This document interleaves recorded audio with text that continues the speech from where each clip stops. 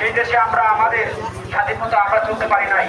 স্বৈরাচারী ফ্যাসিবাদী সরকারের কার্যক্রম ভূমিকায় আমরা কিন্তু অতিষ্ঠ হয়ে দেশের মানুষের বাক শক্তিকে লুপ্ত করা হয়েছিল। আমি আপনাদের কাছে বিনীতভাবে আরেকটু বলতে চাই, আজকে আমাদের সাভারের মা মাটি মানুষের নেতা বারবার নির্যাতিত সাবেক এমপি ডাক্তার মোহাম্মদ সালাউদ্দিন বাবু তার সাভারের বাসায় আমাদের সাথে মত বিনিময় করেছেন। তিনি আমাদের মাধ্যমে আপনাদের কাছে যে বার্তা পাঠিয়েছেন সেই বার্তাটি আমি আপনাদের কাছে পৌঁছে দিতে চাই।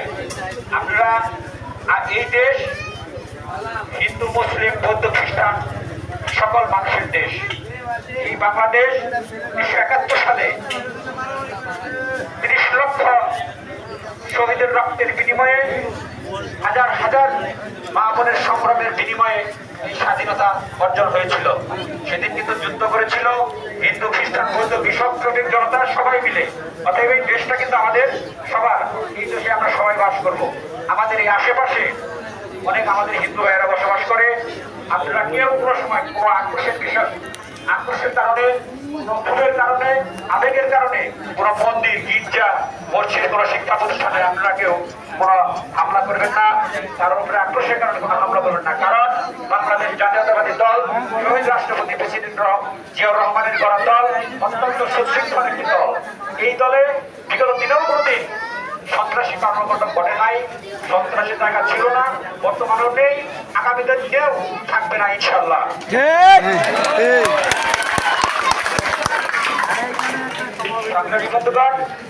আমি বক্তব্য দীর্ঘায়ু করবো না। আমি শুধু এই মহান গণতন্ত্র যোদ্ধা যারা শহীদ হয়েছেন তাদের জন্য আমি আবার দোয়াচ্ছি, তাদের রোহের মাগফিরাত কামনা করে, তাদের পরিবারের প্রতি সমবেদনা প্রকাশ করে আমি আমার বক্তব্য এখানে শেষ করছি। সবার সুস্বাস্থ্য এবং দীর্ঘায়ু কামনা করছি। বাংলাদেশ জিন্দাবাদ, শহীদ রাষ্ট্রপতি জিয়াউর রহমান জিন্দাবাদ, তারুণ্যের অহংকার তারেক রহমান ফিরে বেশে ফিরে আসবে বাংলাদেশে ডাক্তার মোহাম্মদ সালাউদ্দিন বাবু জিন্দাবাদ।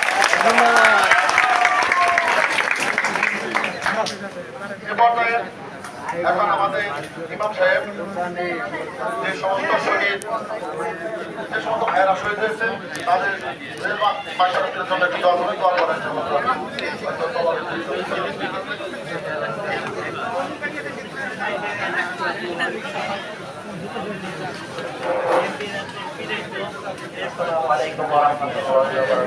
ওয়ালাইকুম আসসালাম রহমতুল্লাহি ওয়া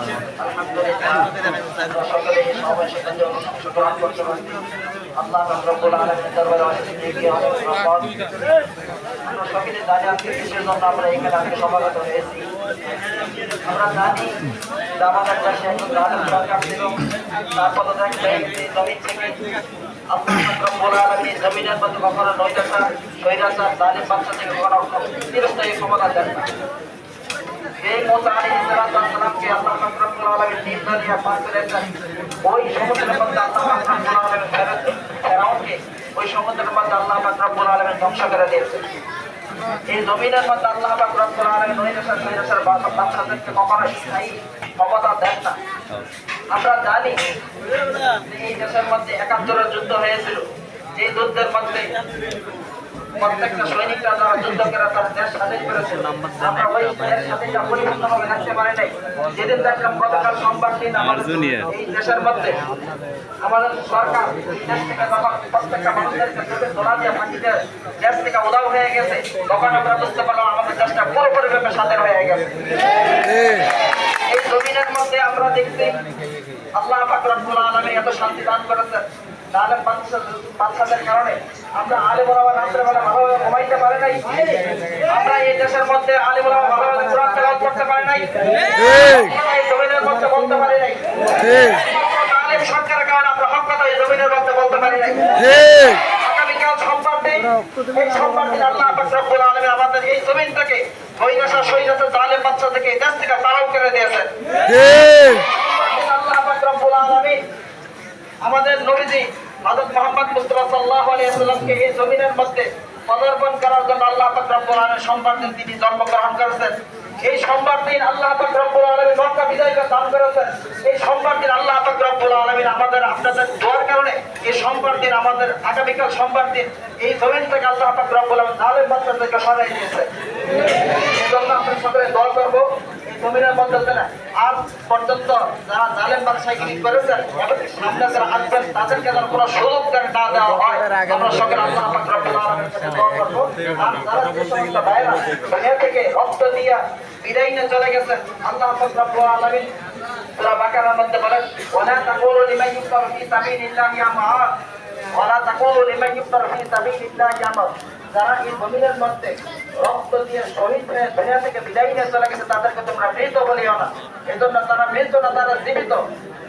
আল্লাহ পাক রব্বুল আলামিন সকল ওই শহীদ ভাইদেরকে জান্নাতের উচ্চ মাকাম দান করে বলেন আমিন। আমিন। আমরা সকলে সূরা ফাতিহা একবার করে ইখলাস তিনবার পাঠ করি। আউযু বিল্লাহি মিনাশ শাইতানির রাজিম। বিসমিল্লাহির আলহামদুলিল্লাহি রাব্বিল আলামিন আর-রাহমানির রাহিম মালিকি ইয়াউমিদ্দিন ইyyaka নa'বুদু ওয়া ইyyaka নাস্তাঈন ইহদিনাস সিরাতাল মুস্তাকিম সিরাতাল লাযীনা আন'আমতা আলাইহিম গায়রিল মাগদূবি আলাইহিম ওয়ালাদ-দাল্লিন। قل هو الله احد الله الصمد لم يلد ولم يكن له كفوا احد. قل هو الله احد الله الصمد لم يلد ولم يكن له كفوا احد. بسم الله الرحمن الرحيم. قل هو الله احد الله الصمد لم يلد ولم يكن له كفوا احد. সকলে আমরা তাকবীর করি আল্লাহুম্মা সাল্লি আলা মুহাম্মাদ ওয়া আলা আলি মুহাম্মাদ ইব্রাহিম اللهم بارك على محمد وعلى ال محمد كما باركت على ابراهيم وعلى ال ابراهيم إنك حميد مجيد. الحمد لله رب العالمين والصلاة والسلام على سيد الأنبياء والمرسلين